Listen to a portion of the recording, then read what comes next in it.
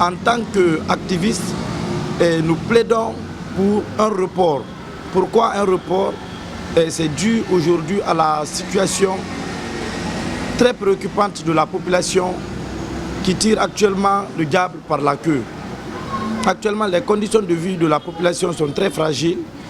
Donc, pour nous, soucieux de l'amélioration des conditions de vie de la population guinéenne et surtout les conducteurs de taxis aussi, nous partageons leur peine.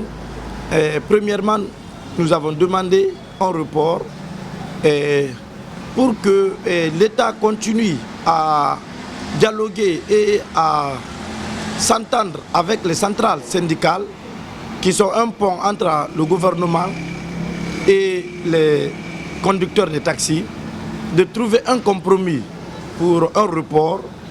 Et deuxièmement, nous en tant qu'acteurs de la société civile, nous sommes encore préoccupés et nous ne comprenons pas pourquoi le prix des plaques d'immatriculation et les permis de conduire sont chers plus que le passeport. Le passeport guinéen coûte 500 000 francs guinéens. Donc le prix des plaques d'immatriculation varie de 1 million jusqu'à 1 million 400. Pour nous, c'est trop cher. Nous avons toujours voulu que l'État revoie cette situation pour trouver un compromis, pour voir si nous pouvons trouver des solutions pour d'abord la réduction de ces plaques d'immatriculation, des permis de conduire et secondo, et aussi pour le changement des plaques d'immatriculation. Ce que nous proposons, c'est de laisser tous les gens qui ont les anciennes plaques de continuer à utiliser les anciennes plaques.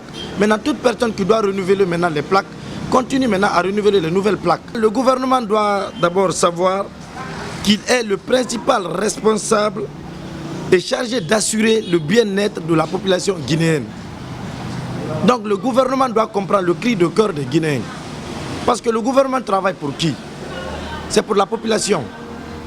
Donc c'est pour cela nous on a pris la parole, c'est d'interpeller le gouvernement, plus singulièrement le président de la République, de comprendre qu'aujourd'hui les Guinéens traversent des situations très difficiles.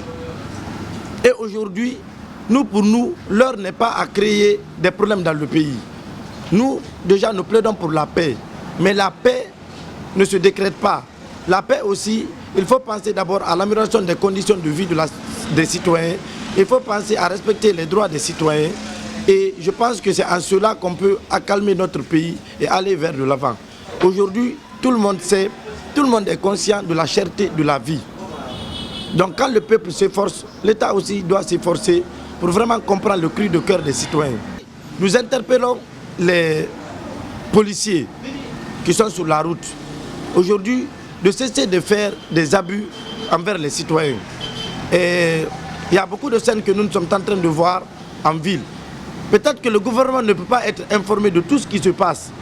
C'est nous, en tant qu'acteurs de la société civile, c'est notre rôle d'interpeller le gouvernement sur tout ce qui se passe.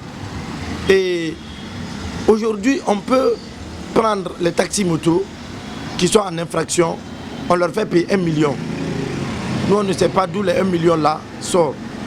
D'autres peuvent leur faire payer 500 000, 300 000. Il n'y a aucune réglementation normale. Tout ça, ça doit être discuté et ça doit être réglementé. Donc aujourd'hui, nous, ce que nous demandons, c'est l'État n'a qu'à revoir cette situation pour trouver une solution bénéfique dans l'intérêt de la population et dans l'intérêt du peuple de Guinée.